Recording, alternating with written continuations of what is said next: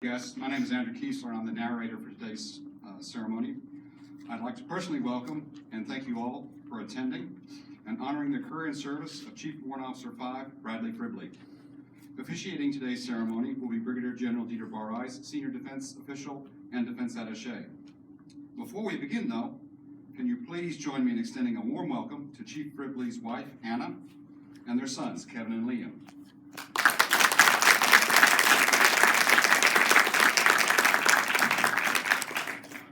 Today, the United States Department of Defense honors Chief Warrant Officer 5 Fribley on the occasion of his retirement after 35 years of distinguished military service. Will everyone please rise for the arrival of the official party, the presentation of colors, and the playing of the national anthem.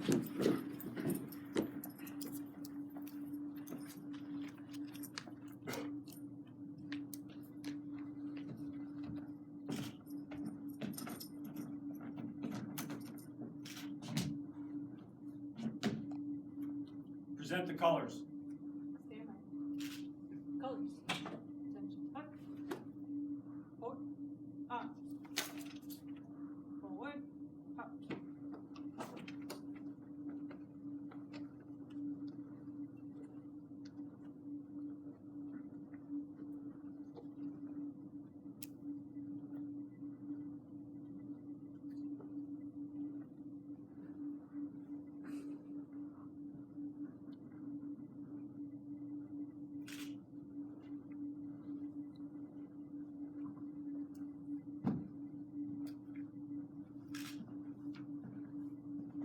Colors. Halt. Present. Arms.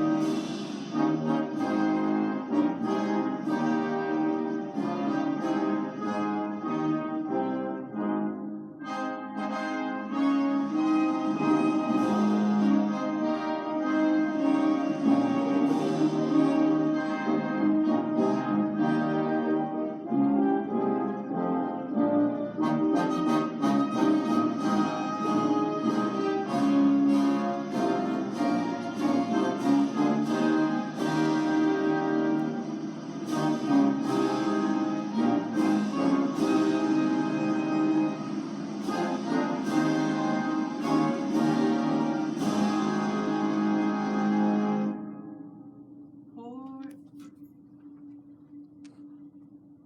Arms. Colors. Colors, sir. Arch.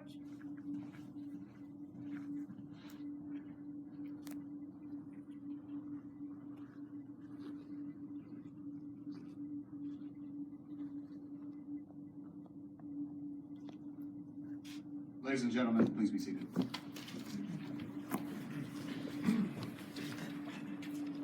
Ladies and gentlemen, I would like to welcome Brigadier General Dieter Barreis. Well, good morning, everyone. Thank you all for being here. Thank you for, you honor Chief Warrant Officer 5, Brad Fribley, by your presence as we retire him from 35 years of active service in the United States Army and 35 years of service to his country. 35 years is a long time. I don't know about you, but I get tired thinking about it.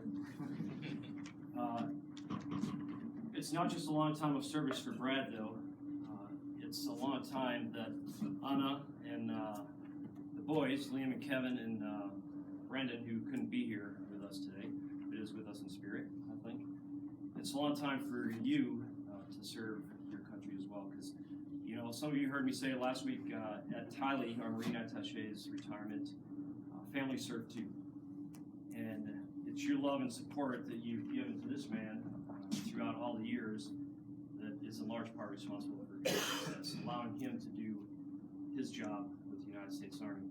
It's a long time, it's a lot of moves, a lot of packing in, packing out, moving from from different capital cities all around the world, changing schools, changing jobs, changing countries. So thank you for your service.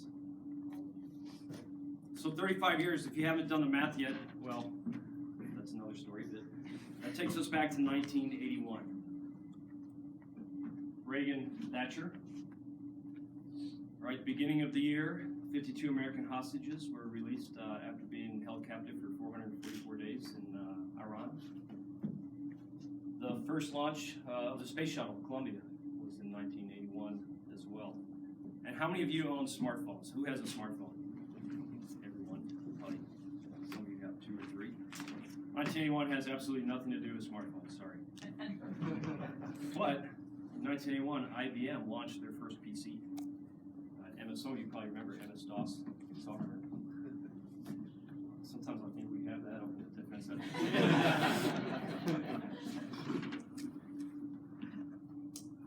Betty Davis Eyes ruled the airwaves. A lot of headlines out there. Jesse's Girl. 9 to 5, and Brad's job that he was going into is anything but 9 to 5. Some of you probably remember the Army commercial back then. We do more before 9 a.m. than everyone else does all day. So that's one thing Brad was getting into. Raiders of the Lost Ark was in theaters, right? And Brad was getting his inspiration from the other movie that was released that year, well, one of the others, Stripes. Army training, sir! There was plenty of Army training, but somehow I just don't think it was what you were expecting. People talk about the economy, right, especially after the vote last week. In 1981, inflation rate in the U.S. was almost 11%, and UK was almost 12%. And from the local employed staff here in 1981, the Yorkshire Ripper was caught and sent to prison for life, too. So a lot going on. As far as the Army is concerned, Brad has seen a lot of changes. In 1981, there were over 780,000 soldiers in the United States Army. Huge amount, right? A lot of installations over here in Europe. Today, less than 480,000 soldiers in the United States Army. Big changes. The Army slogan or motto changed 3 times. Brad was joining an Army so that he could be all he could be. Then, shortly after that, found himself an Army of 1. That didn't last too long. I think you probably all know why. The Air Force, He's an Army of 1. And now he's going to close out his career Army Strong. So, a lot going on. Basic training, Fort Leonard Wood, Missouri. After basic training, Brad is sent to the Defense Language Institute to learn Chinese Mandarin. And then his first posting is Field Station Okinawa, 1983-84 time frame. And then after that, it's to 109th Military Intelligence Battalion, Fort Lewis, Washington. So now it's 1985, and Brad's 4-year enlistment is up. All right, that's what he signed up for. It's over. And no kidding, Brad is on his way to Snowbird, Utah, to be a ski bum. And then the defense attaché, well, the Army says, hey, we want to send you to the defense attaché service. So that is a life-altering decision right there. Could have been 4 years, ended up with 35. But a good decision as far as the Army and the country was concerned. So Brad attends the Joint Military Attaché School Staff Operations course, and then he learns French at the Department of State Foreign Service Institute, and he's off to N'Djamena, Chad. It's only a 1-year posting, 12 months, but pretty interesting because the Chadian Army is fighting the Libyan Army at the time, and Brad is involved with the U.S. support to Chad during that time frame. He finishes up at Chad, he's back to Chinese refresher training, and then he gets sent to DAO Beijing. Some highlights in Beijing, 1988, he and Anna meet in Canada, of all places, Canadian Embassy. Anna was working at the Swedish Embassy at the time. Operationally, Brad was involved with the evacuation of American citizens after the Tiananmen Square massacre. And it was Brad's reporting, very few people on the ground with direct reporting at that time. So Brad's reports were going straight from Beijing directly to the White House, providing information at the highest levels of government, strategic impact. After Beijing, I think it's a short stint back to, well, first they offer, I think, Brad, Chief Warrant Officer candidate course in 1989, about 3 months before his second enlistment is up. So he does that. He and Anna are married in 1990. And Brad told me, he said, I did my vows in English, she did hers in Swedish, and okay, he said, I still don't know what she said, but don't question it, Brad, it's worked, so far, don't ask. So now Brad is off short stint at Army headquarters, and then joint military attaché school again, this time the attaché course. He's off to Harare, is that how you say it? Zimbabwe, as the assistant Army attaché, and then as the operations coordinator. So this starts a string of overseas assignments for the Fribleys as operations coordinator. And if you don't know what we call the OPSCO in the Defense Attaché Service, the OPSCO oversees all of the support staff. In the smaller DAOs, Zimbabwe, he is a support staff. So resource manager, we have 3 different budgets, either executing or overseeing vehicles, unit procurement, property book, security, logistical support to distinguished visitors, and many more duties. In Brad's career as an OPSCO, he has supported no less than 5 presidential visits, no less than 2 NATO summits. And so he's been OPSCO, and he and his family have moved.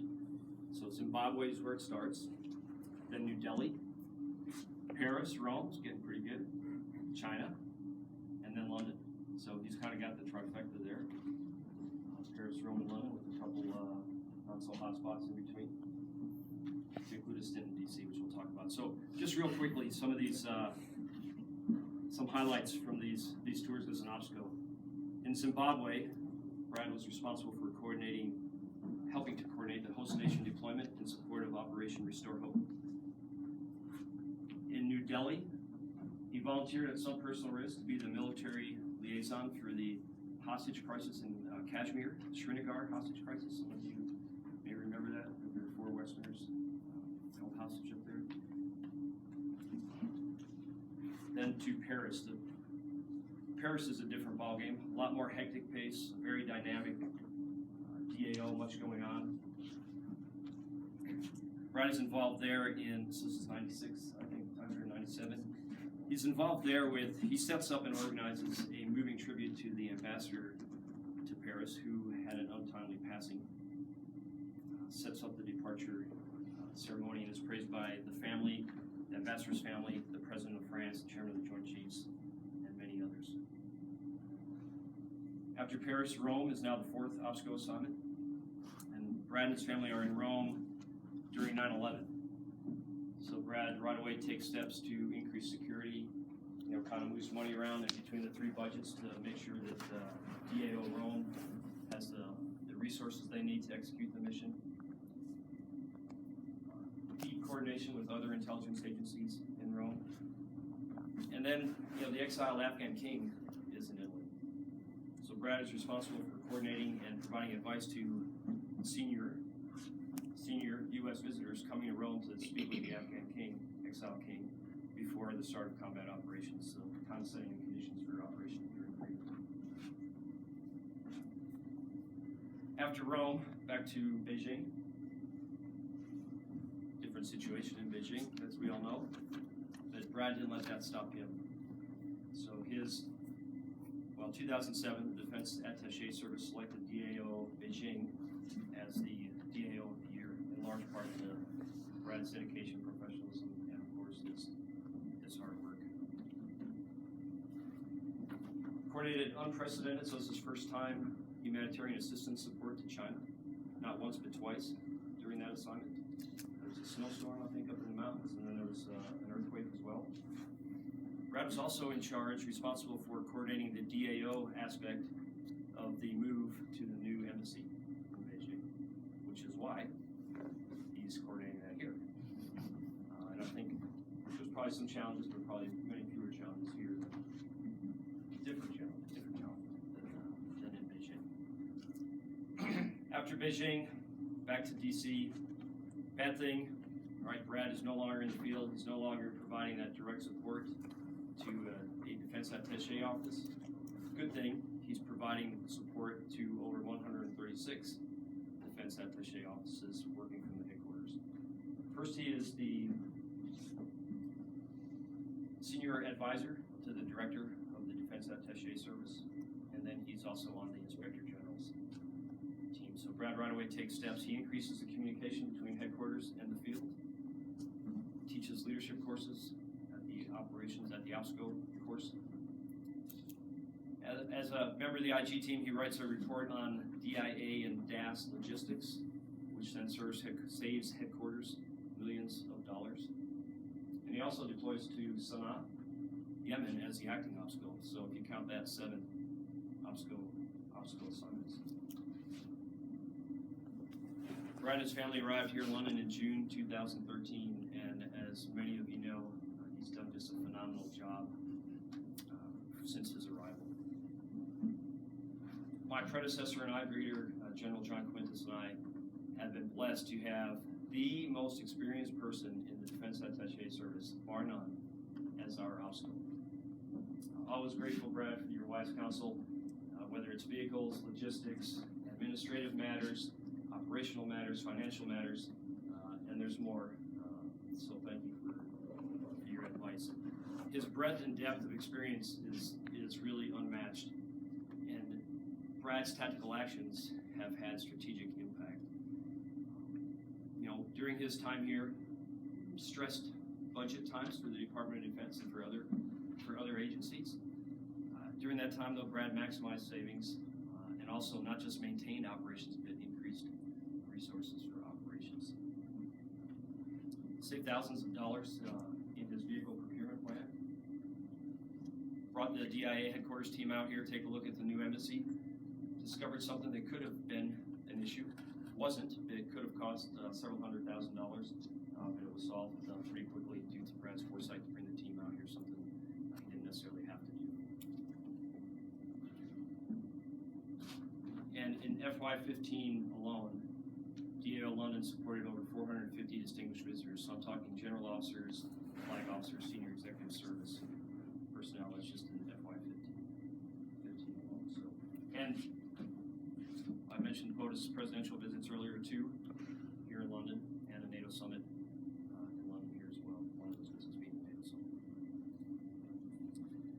Brad and family are off to Virginia, where I got to get the secret here because Brad's retiring and Anna's gonna, she's still working, right? So I need to find that trick. Probably many of us do.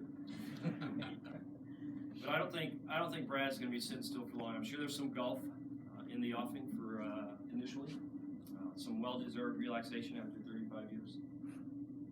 But I'm sure Brad will, in due course, be back serving his country in other capacities as he has unlimited potential to serve. Brad's leadership, his mentorship, his consummate professionalism is really set the mark in the Defense Attaché Service, not just in DAO London, but in the entire DAS task.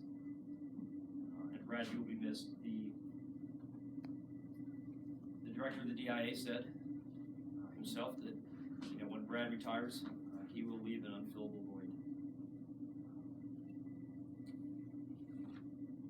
And Brad, as you depart, I want to thank you on behalf of a grateful nation. I want to thank you personally as well.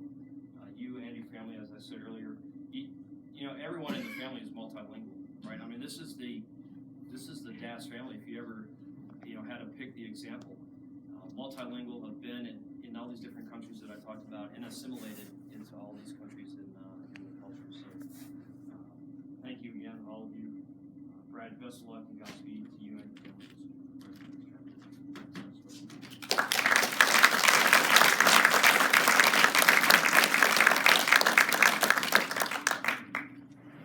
Ladies and gentlemen, would you please rise for the presentation of the Legion of Merit? Attention to orders. Citation to accompany the award of the Legion of Merit to Bradley E. Fribley for superior meritorious service while serving in positions of increasing responsibility, culminating as Operations Coordinator for Defense Attaché London in July 2016. In this capacity, and as prior operations coordinator in Beijing, Chief Warrant Officer 5 Fribley was an expert on all matters related to execution of national level priorities, enabled attachés in the reporting, and made significant contributions to the implementation of United States policy.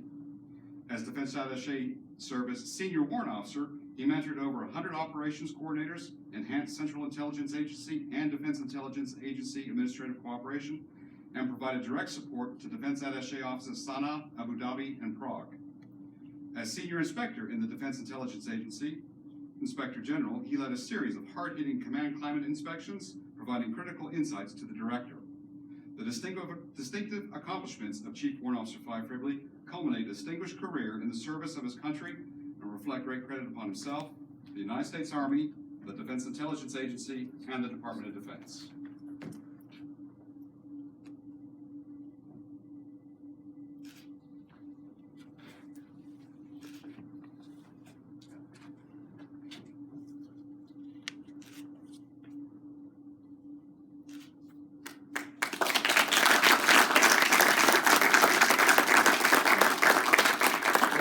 Please be seated.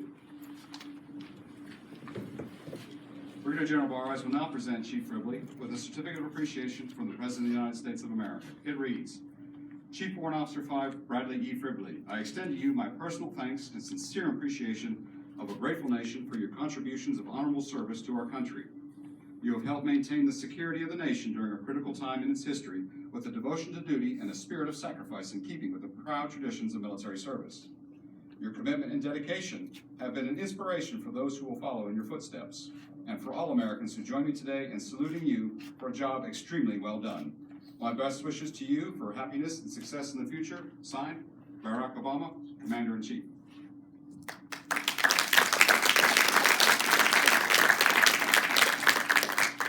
Chief Fribley has also received a letter of appreciation from the Secretary of Defense. It reads, Dear Mr. Fribley, I want to join your colleagues, friends, and family in congratulating you as you retire from the Army after 35 years of dedicated service. As you reflect on your long and exemplary career, consider the remarkable period during which you served. The United States prevailed over a determined Soviet adversary through the Cold War, and after September 11th, we embarked upon the longest period of war in our nation's history, fighting in Afghanistan and Iraq, while sustaining America's commitments and leadership around the world. Through your numerous positions of responsibility, and most recently as the Operations Quarter, United States Defense Attaché Office, London, you have made lasting contributions to the United States Army and the Department of Defense. You have my sincere appreciation for a job well done, and I wish you and your family all the best and much continued success. Signed, Ash Carter.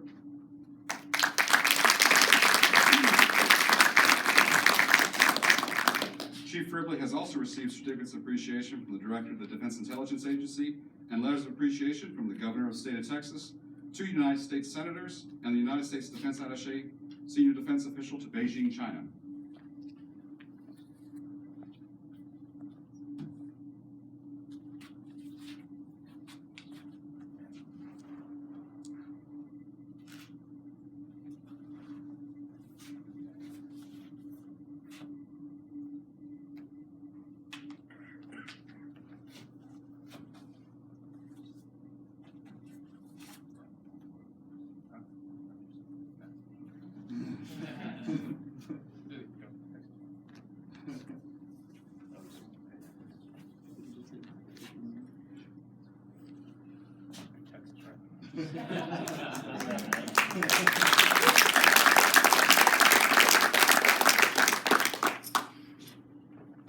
Anna, would you please join your husband on stage?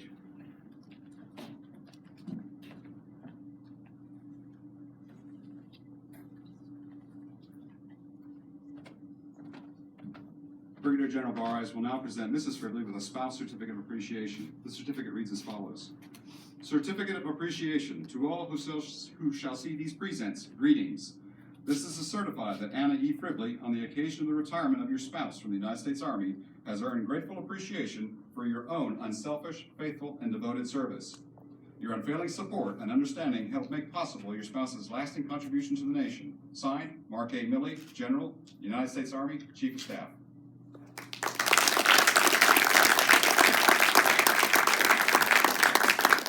Not yet, Anna. Please go back. Mrs. Fribley has also received a certificate of appreciation from the Director of the Defense Intelligence Agency and from Brigadier General Peter Barres.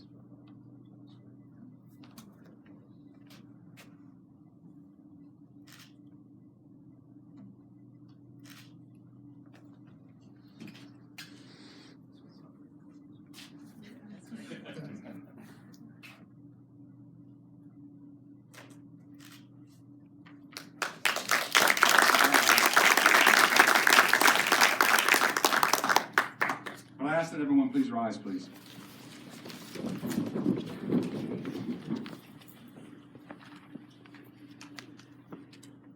Brigadier General Barres will now retire Chief Fribley from active duty. Attention to orders. From Department of the Army, U.S. Army Field Support Center, Fort George Meade, Maryland, to Bradley E. Fribley, Chief Warrant Officer 5, U.S. Defense Attaché Office, United Kingdom. You are retired from active duty, released from assignment and duty, and on the following day, placed on the retired list. The people of the United States express their thanks and gratitude for your faithful service. Your contributions to the defense of the United States of America are greatly appreciated. Effective 31 October 2016, retired grade of rank, Chief Warrant Officer 5. Signed, Stephen H. Paulson, Chief Warrant Officer 4, Chief Military Personnel Office.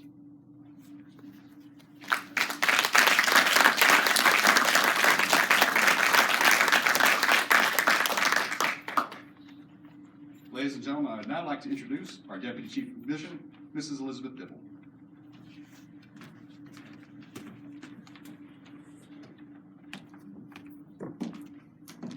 Thank you very much. I always hate going after General Barres. He makes it look so easy to memorize.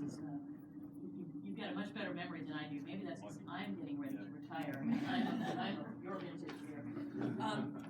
It is really fun. Yes, please sit down. It's really an honor and a pleasure to be here today. Something that I learned in doing a little research on this is that this assignment for Brad was really coming home because he was born at the South Ruislip Air Base, which is located just outside of London, about a mile from ACS Hillington, which is now closed. But I was chatting with you before. I remember when I was here before, you could take the tube there, and it was very much open. So coming to London is really, although he's definitely with the Army and he's in the Defense Attaché's office, this was his 8th embassy. Dieter read the list, ranging from N'Djamena, Chad, to 2 tours in Beijing, to New Delhi, Harare, and you did the trifecta, London, Paris, Rome. My hat's off to you. I only got 2. You're ahead of me there. A lot's been said about Anna and the boys and your contributions, and your contributions to this community are really what stand out. During your tenure here, you've been on the Housing Board, the Awards Committee, the ICAS Council and Budget Committee, the Emergency Action Committee, the Law Enforcement Working Group, and the New London Embassy CAA Committee. I do note that you are leaving before the embassy is done. He knows something, I think. He's also served for 2 years on the AEA board and was in charge of organizing quiz nights. He served as quiz master twice. He volunteered with Scout Troop 401 and helped organize an overnight visit to the Coast Guard ship Tall Eagle. So, in addition to everything he did, as the General said, he did during the day, sort of in that 9 to 5 period, he did a tremendous amount for the community, and that is what will really be missed when you leave. You worked on the Invictus Games with Lieutenant Colonel Nunnick. We talked about that last week, what a huge effort that was, with hundreds of wounded warriors and then 3,000 of our closest friends on the lawn at Winfield House, only to be surpassed last night by 4,000 of our closest friends. But all of this points to, I think, your character, what's at the heart. You are a giving person. You have given a lot to your country. You've given a lot to your community. So thank you for everything you've given to this community over the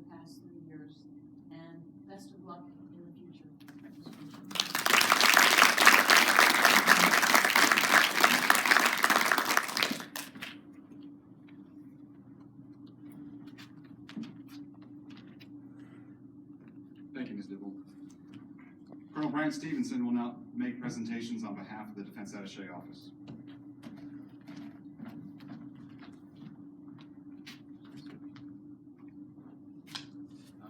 Chief, the staff asked me to come up and to explain as the ops code.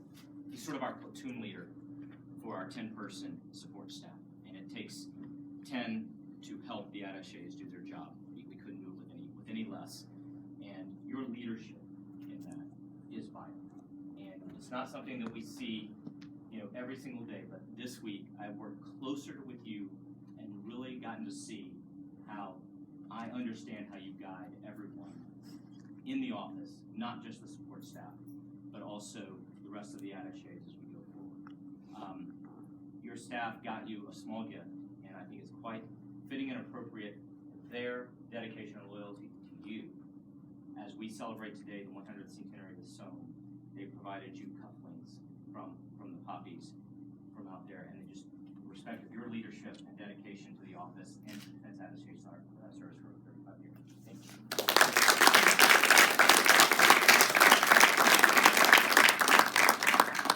And secondarily, it's a tradition to also talk about the service of a career. We've seen the speeches, we've heard, but there is a small gift that encapsulates what you've actually done. And this goes back, I'm actually a little bit privileged. I'm going to go back, if I can go 40 years. Chief is also a Texas Aggie. He's class of 1990. 1980. Oh, excuse me. I'm class of 19, a little bit later than that. But Chief is class of 1980. I'm not used to say, I didn't really know anybody back that far. That was a problem. And he is coming to B2. Booze and B2, the company that made Milwaukee famous. And even while I was there a few years later, there was quite a bit of drinking going on in that company, and I'm sure it was started by great traditions of Cadet Brad Fribley back in the late 70s and into 1980. But also, that's a period of time, it's formative, but one of my favorite discussions with Chief is, he left there, he joined the Army, he said lieutenant colonels would come, he didn't know who they were. They would just, their name was on a board. And he says he gets here, and he realizes he's probably been in service longer than some of the lieutenant colonels that he has met have been alive.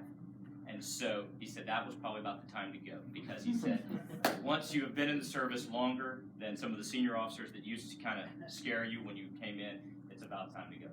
But Chief, I've been around the DAS for a little bit. I've always heard your name, the great influence, the great respect that everyone has for you, and it's just been a privilege for me to be able to work with you, at least in your last year of service. And on behalf of the staff as well, a small shadow box for you that shows your service to the country.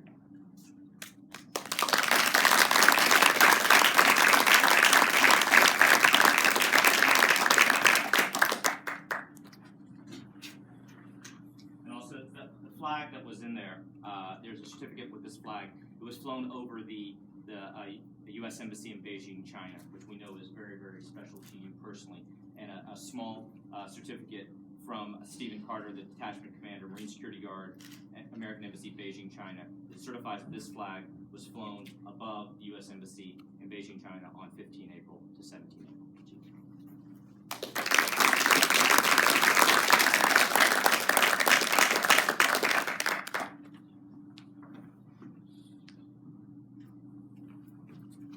Ladies and gentlemen, would you please welcome Chief Warrant Officer 5, Bradley Fribley, United States Army, retired.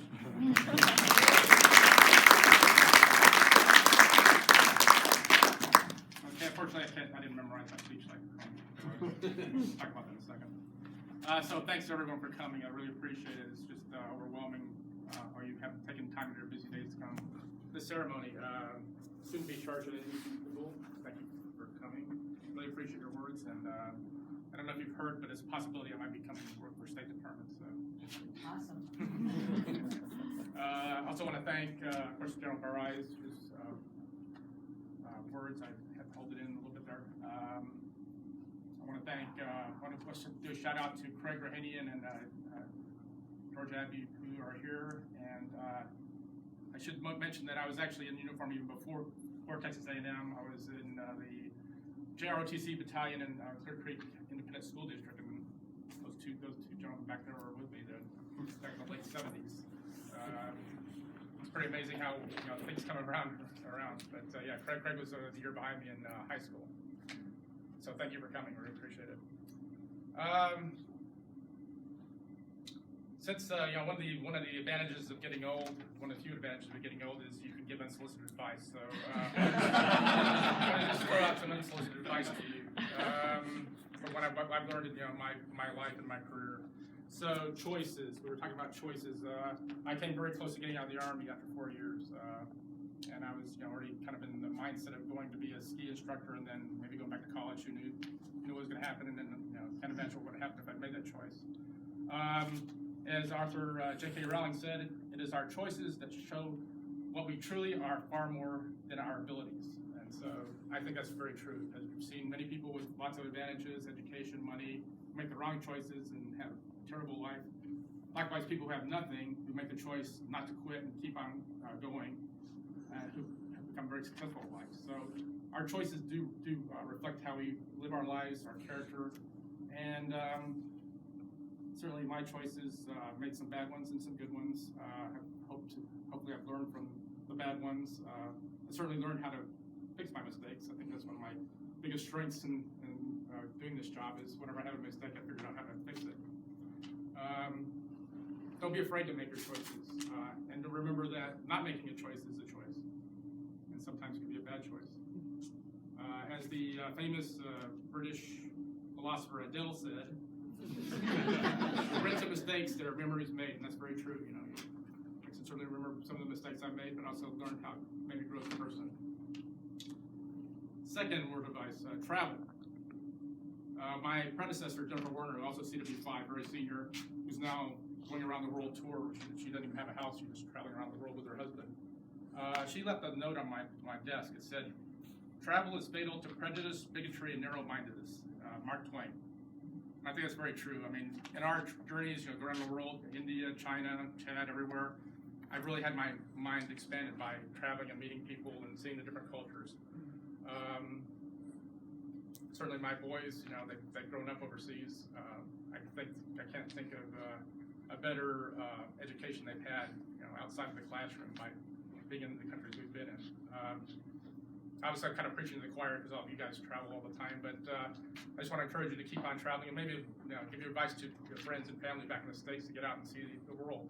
I have some relatives back in Indiana. I think they think Chicago's 100 miles away, and they think that's like going to another world or something. So I try to encourage them to get out and see us. So anyway, now I am retiring, but I'm going to continue to travel. Volunteering. I definitely encourage you to get out and volunteer. My son Liam just got his Eagle Scout this year. He did a Eagle project at the Penfold Community Center, which is for senior citizens. Some of them have dementia. The way they interact with the young people, the teenagers with these older people, was amazing. I know the people there really appreciated it, and I think the children, the people who volunteered got even more out of it. They just were able to see a different side of life, and so I want to encourage you, get out and volunteer. I've tried to do that here. I wish I had more time to have done more here, and certainly when I go back to the States, I'm going to continue to do that. So I encourage you to stay out and volunteer for things. You'll grow, and you'll help the world as well. Thanks. Okay, now it's going to be the tough part. There's too many people to thank. Obviously, I thank everybody in this room for coming. I want to thank all the defense attachés I've ever worked with. My first one was Colonel Eugene Mensch, Mike Mensch, and Chad, who helped me on my way. He was one of those infamous lieutenant colonels, Colonel Stevenson mentioned, and he was my mentor, and I really appreciate all he did for me. We had General Leidy in Beijing during Tiananmen Square. His solid leadership and calmness under incredible pressure was an inspiration. Colonel Grau in Harare, again, a fantastic leader. Colonel Olson in New Delhi. He was a lay Baptist preacher, and he had a sign up saying this is a no swear zone to the office. And that was a very good tour because I could learn. I had to expand my vocabulary while I was there. So it'd be something, then I'd say something. So he's now a teacher in high school back in North Carolina. We're still in touch, and he's a great man. We'll see. In France, we had Colonel Peter Hurley, another inspirational person, and also Colonel Jeff Jones, who unfortunately passed away with brain cancer. Both fantastic leaders. In Italy, Captain Thad Masevich, U.S. Navy. He's my only Navy dad I've had, and people always warn me don't have Navy dads, but he was fantastic. He was no. I say that if you have a Navy dad, have an aviator. So. But no, the ships. Sometimes they think they're on a ship and they can just But no, he was a ship captain. He was fantastic. And he came to visit us while we were in London. Where he was working on his master's degree from Polish studies from the GI Bill after he retired. Let's see, back to China again. General Ralph Jodas, amazing officer, Air Force General. He ended up making Lieutenant General. He was just caring, gave us what we needed to do to come through, and I just can't thank him enough. And then here in Beijing, London, General both Quintus and General Garais, fantastic generals, and really appreciate it. You've done a great service to our nation while you've been here. NCOs. It's my opinion that non-commissioned officers, obviously the cliche is they're the backup of the military. That's true. I think there's two kinds of militaries. Those are effective, those are ineffective. The effective ones are the ones that let NCOs do their job. Certainly, Sergeant Saunders, I want to appreciate your help today for getting this together. He's right-hand man back there with security and getting things done with the computers. There's so many NCOs in the past I can thank Master Sergeant Brian Kerwin, Master Sergeant Mike White back in Beijing, Sergeant Paradise who came to visit us. She's now the OPSCO in Ljubljana. I would leave, I've got to say so many names that I leave somebody else, so I just want to thank them all. I want to thank those who are not here. I had a cousin, Lance Corporal David Fribley. He was a college graduate, he was 26 years old when 9/11 happened. He was very affected by that, so he joined the U.S. Marine Corps. He was killed in action on 23 March 2003. I didn't really know him that well because he was much younger than me, but I did know his father very well.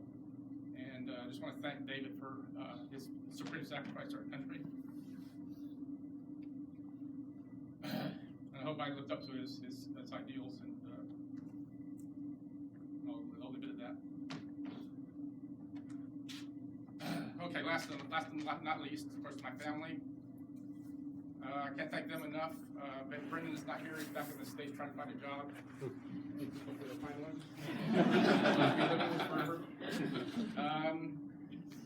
But he's a great boy. He was born in Sweden while we were going from Zimbabwe to India, and he came with us to India, and he was basically the talk of the town, because whenever he went with his blonde hair in India, it was always like a crowd would follow him.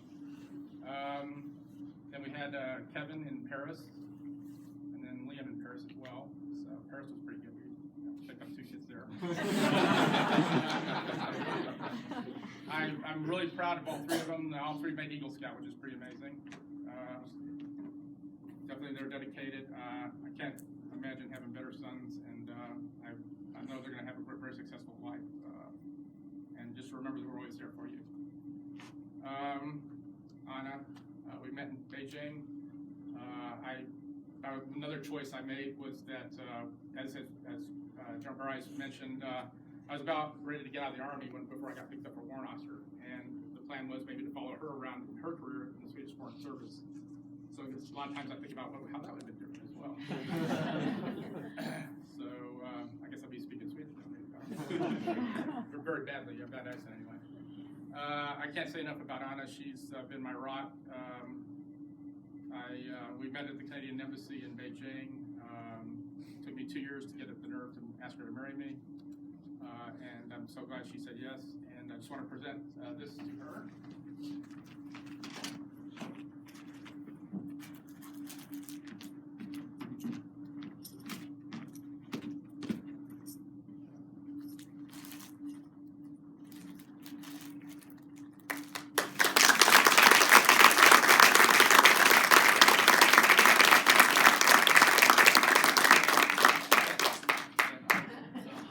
I got a coin for each of them. Congratulations.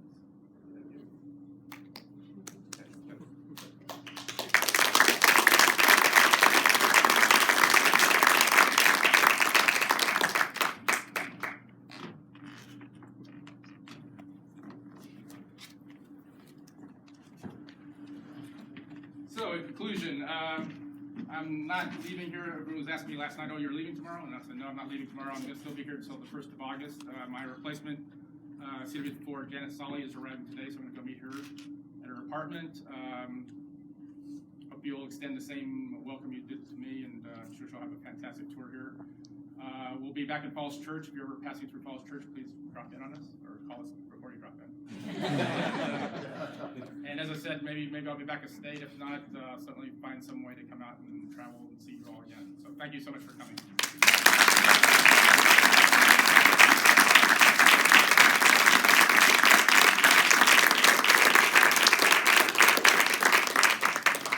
Thank you, Chief. Ladies and gentlemen, this concludes our formal ceremony, and you're invited to stay behind and congratulate Brad and Anna on their new adventure. However, I'd like to ask right now that everyone please stand. In your program, you have the words to the Army song. Would you please join us while we sing the Army song?